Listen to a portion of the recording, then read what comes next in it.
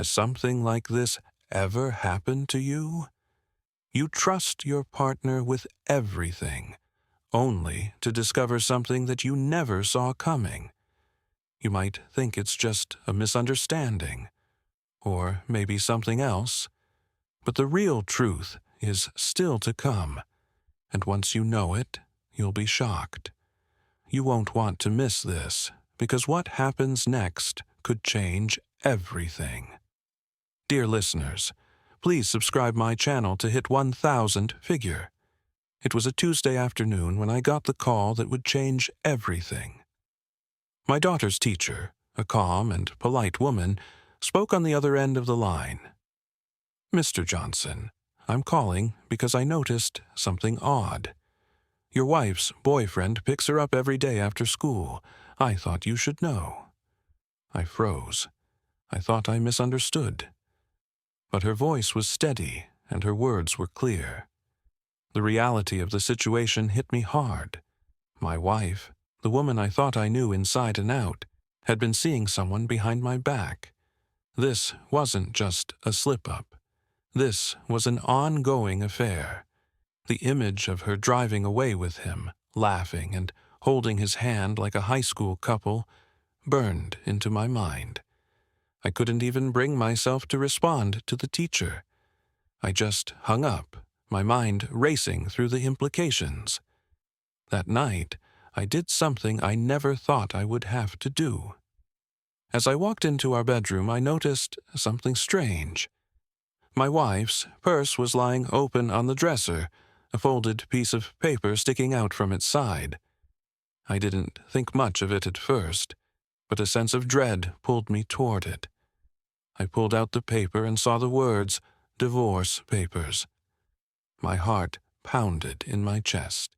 She was ready to end our marriage.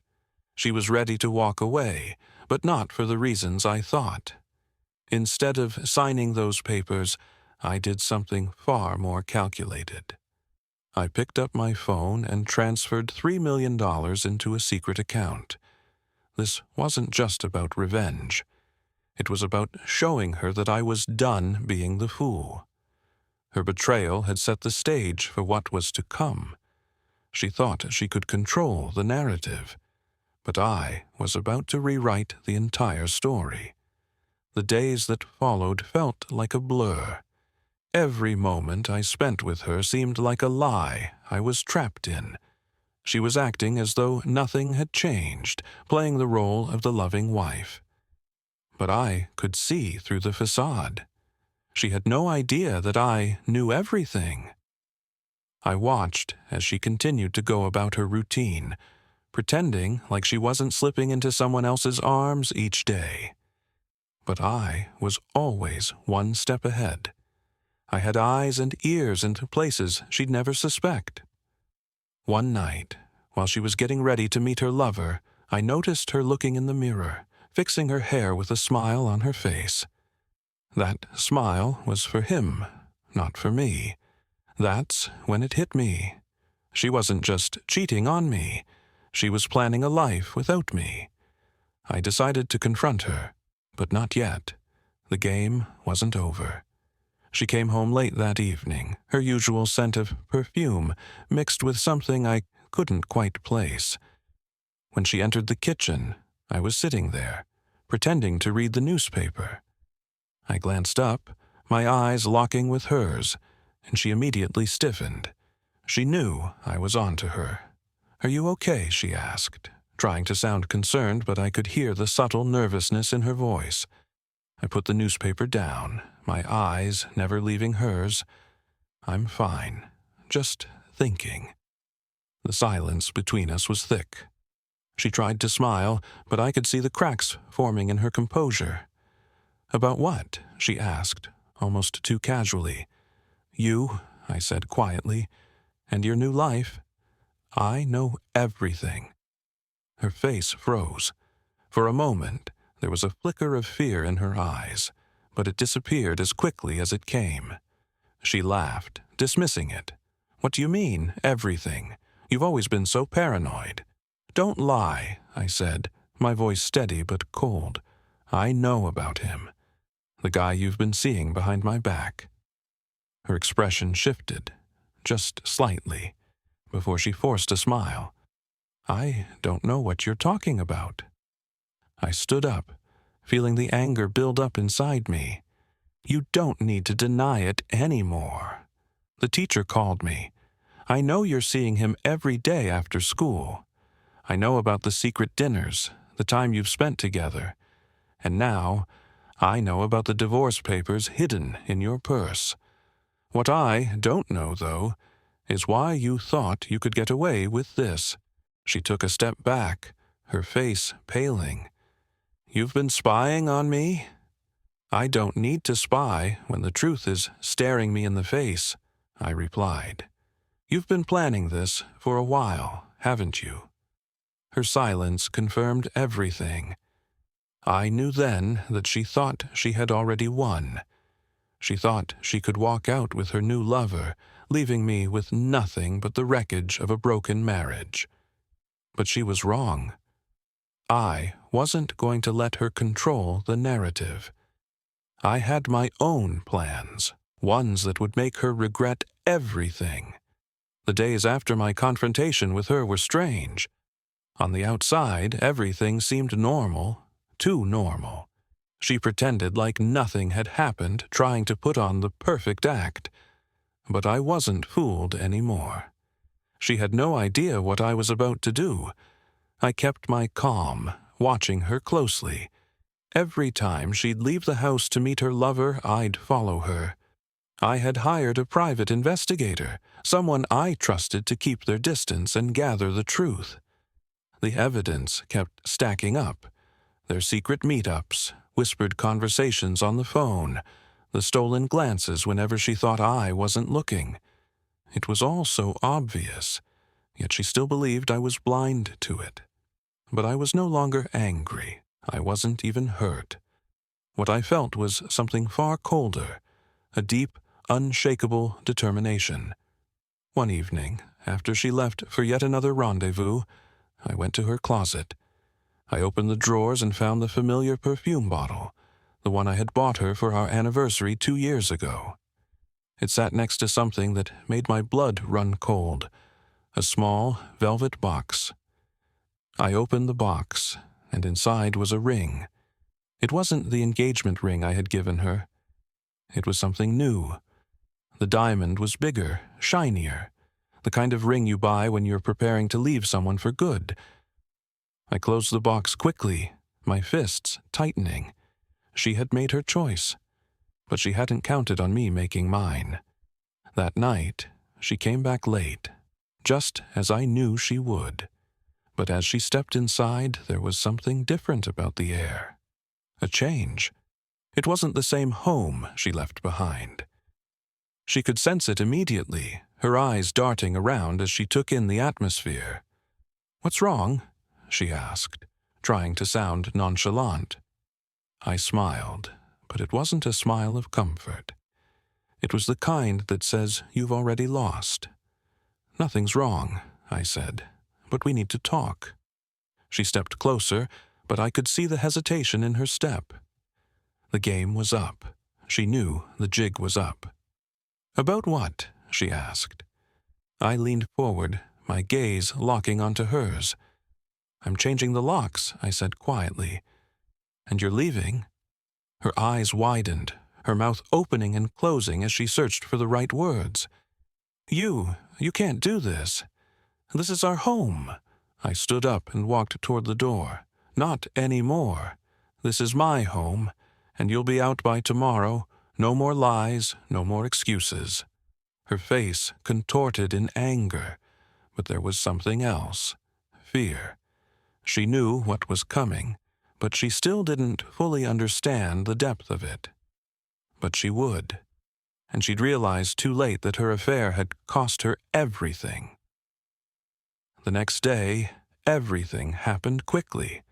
I made sure that the locks were changed, and by the time she arrived home, her things were packed, waiting by the door. The house felt cold, empty, just as she had left it, only now it was mine again. She walked in, looking stunned, almost as if she couldn't believe what was happening. But I wasn't going to wait for her to come to terms with it. I had already set the wheels in motion. When she saw the packed boxes, her face twisted in confusion. "You can't be serious," she said. "You can't just throw me out like this." "I'm not throwing you out. You did that yourself," I replied, my voice firm. Her eyes were wild now, the facade of calm long gone. "You're crazy. We've been married for 10 years. You can't just—" "I already did," I interrupted. That's when I handed her a folder, the legal papers, the finalized divorce agreement. She skimmed them quickly, and the color drained from her face as she saw the details. There was no alimony, no joint property, no nothing, just a clean break. But what truly shocked her was what she found at the bottom of the page, a clause about a financial settlement. The $3 million I had transferred into a secret account wasn't just some petty move, it was a calculated decision. In the divorce settlement, I had ensured that she would never get access to any of it. If she chose to leave me for another man, she wouldn't just walk away with my wealth. She'd walk away with nothing. The surprise wasn't over yet. I had arranged for a private session with the judge, the one who would finalize everything. When we walked into the court the next morning, the judge looked at her, confused, then surprised. You didn't inform me of this," he said to her. "I was under the impression you both agreed to this settlement." Her eyes darted to me, full of panic now. The reality of everything hit her. She had no idea what she was walking into when she first filed those divorce papers. The judge turned his gaze to her, his voice cold and precise. "It seems your husband has been more thorough than I expected. The secret account, the transfers, it's all been accounted for, and you won't have access to it. That clause about the financial settlement is non-negotiable." Her expression changed completely. The smug confidence she had carried for so long, thinking she could just walk away and leave me behind, was gone. All that remained was the realization that she had lost everything. The man she betrayed, the money she thought was hers, and the future she thought she could control. It was all slipping through her fingers. And then, with the finality of the gavel, the judge turned to me. "The settlement is complete. You're free to go." The weeks that followed the court hearing were quiet. Too quiet. My ex-wife's face was always the same, an empty mask of denial, as though she couldn't quite believe what had just happened. But I knew better. The silence was just the calm before the storm. I watched as she tried to piece her life back together, moving in with her boyfriend, who, by the way, had no idea just how deep the hole she'd dug really was. He didn't know she'd been running from the consequences of her actions. He didn't know the cost of her betrayal. But I did. A month after the divorce, I received an unexpected letter. It was from my ex-wife, and the words on the paper were almost too much to believe. "I made a mistake. Please, I want to come back. I will do anything. I've realized what I lost. Please, let me explain." I read the letter once, then twice. I could feel the satisfaction building inside me, but also a deep sense of finality. This was it. This was the moment where she realized the true cost of her betrayal. I didn't answer her calls. I didn't reply to the letter. I had moved on, and there was nothing she could say to change that. But I wasn't done yet. There was one last piece of the puzzle I needed to complete. I had arranged for her to get a call from her lawyer. It wasn't about more legal battles or settlements. It was about the money she thought she was entitled to. A few days later, she sat down with her lawyer to discuss the supposed remainder of the divorce settlement. But as she sat there, something changed. The lawyer's face grew grim, and then he handed her a document. The look in her eyes turned from confusion to horror as she read the fine print. The $3 million? It wasn't in the account where she thought it was. It wasn't in my name anymore. It was gone, transferred to an untraceable offshore account, one she would never be able to access. Her betrayal had cost her everything: the house, the money, the future she had planned with someone else. But now, even the money she thought would save her was gone. She was left with nothing but the broken pieces of her decisions. I heard from a mutual friend that her relationship with her boyfriend had begun to fall apart. They were fighting constantly, unable to recover from the emotional and financial toll that her past actions had caused. And with every failed attempt at reconciliation, I could only smile. She had thought she could escape unscathed, that she could have it all. But now she knew the price of choosing greed and deceit over loyalty. And me? I was living my life, free from the chains of betrayal. I had done what needed to be done. My revenge wasn't loud or brash. It was calculated, precise, and satisfying. In the end, I didn't just win. I made sure she lost everything. And that, to me, was enough. A few months had passed since the court hearing, and things had settled into an eerie silence. I was moving on, my life slowly rebuilding itself after the storm. But then, just when I thought I was free of her, a reminder of everything she had taken from me arrived. It was the sound of her voice. One evening, as I sat at home with a glass of whiskey, I received an unexpected phone call. My ex-wife, her voice trembling as if she hadn't expected to find me still standing strong. "Can we talk?" she asked, her voice laced with desperation. I could hear the cracks in her facade. She was losing everything. Her boyfriend, who she'd hoped would be her knight in shining armor, was no longer speaking to her. The money she had thought would bail her out, her ticket to a new life, was gone. The life she thought she could build was slipping through her fingers. But what hurt her the most, I could tell, was the realization that the one person she had always relied on, me, was no longer the man who would forgive her. She had destroyed that man. And now I was someone else entirely. "Talk about what?" I asked, my voice cold.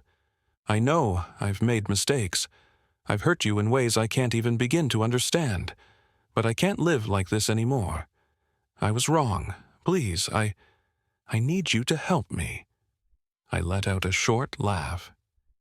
She thought she could just waltz back in, apologize, and everything would go back to normal. She thought wrong. "You should have thought about that before you betrayed me," I said, my voice sharp. "I know," she whispered. "I know. But I've lost everything. I'm not asking you to take me back. I need your help. Please." There was a long silence between us, but in that moment I realized something. Her desperation wasn't just about fixing what she'd broken. It was about the wreckage of her own soul. She had chosen him, but it was never going to be enough. She had sacrificed everything we had for a fleeting moment of excitement, and now she was paying the price. I wasn't angry anymore. I had already won.